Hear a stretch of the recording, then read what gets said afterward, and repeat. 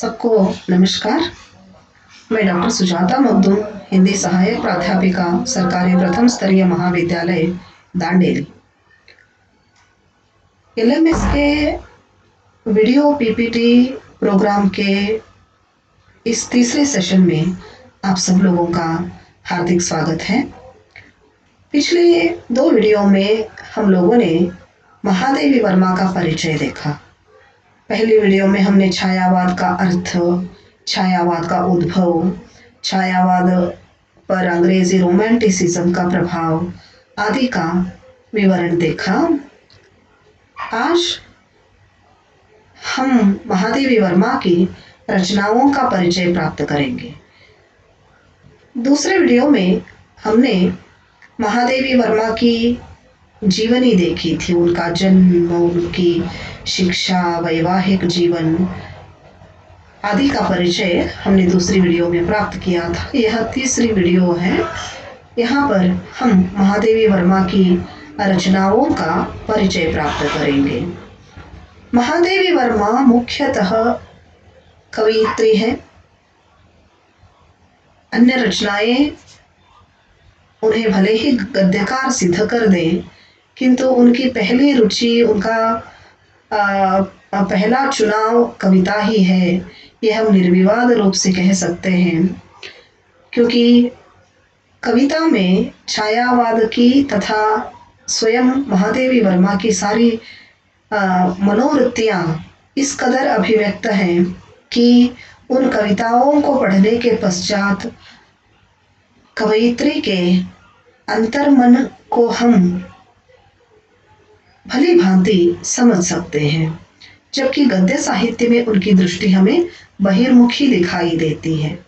गद्य साहित्य में उन्होंने अपने परिवार, अपने पाले हुए पक्षी, प्राणी, अपने रिश्तेदार, अपने साथी, अपने जीवन में आए हुए अनेक लोगों का वे परिचय देती जाती हैं, उनका चित्रण करती जाती हैं गद्य साहित्य में। अतः वहाँ पर उनकी दृष्टि बहिर्मुखी है, जबकि काव्य में उनकी दृष्टि अंतर्मुखी दिखाई देती है। यहाँ पर हम महादेवी वर्मा के कविता संग्रहों के नाम देखेंगे। निहार 1930 में प्रकाशित, रश्मि 1932, नीरजा 1934 में प्रकाशित काव्य संग्रह, सांध्य गीत 1936 में प्रकाशित हुआ, दीपशिखा 1942, सप्तपर्णा प्रथम आयाम 1974, अग्निरेखा 1990। यहाँ पर एक और बात गौर करने की है कि उनका यामा कहानी कविता संग्रह को भारत का श्रेष्ठ पुरस्कार ज्ञानपीठ पुरस्कार मिला था। वास्तव में यामा काव्य संग्रह कोई अलग रचना नहीं है, कोई अलग काव्य संग्रह नहीं है, अपितु नीरजा, रश्मि, निहार, दीपशिखा, इन्हीं कविता संग्रहों में से कविताओं को चुनकर उन्हें यामा में संकलित किया गया था।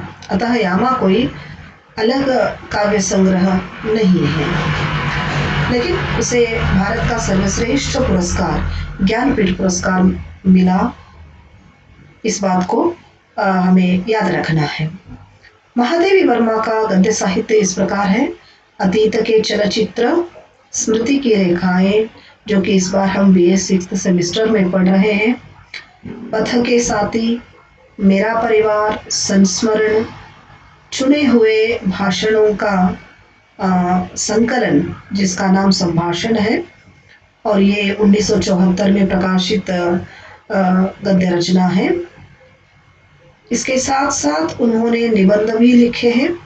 उनके निबंध संग्रहों के नाम है श्रृंखला की कड़ियाँ, विवेचनात्मक गद्य, साहित्यकार की आस्था तथा अन्य निबंध, संकल्पिता, और ललित निबंधों के संग्रह हैं क्षणदा, कहानियाँ, गिल्लू, संस्मरण, रेखाचित्र और निबंधों का एक संग्रह है जिसका नाम हिमालय है। इसके साथ साथ महादेवी वर्मा ने बच्चों के लिए भी साहित्य लिखा, बाल साहित्य लिखा। और यहाँ पर हमें 2 रचनाएं उपलब्ध हैं।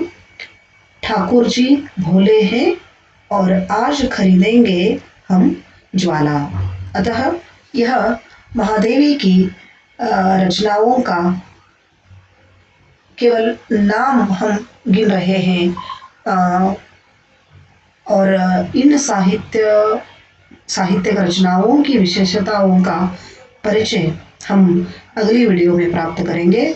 तब तक के लिए आप सबका धन्यवाद और नमस्कार।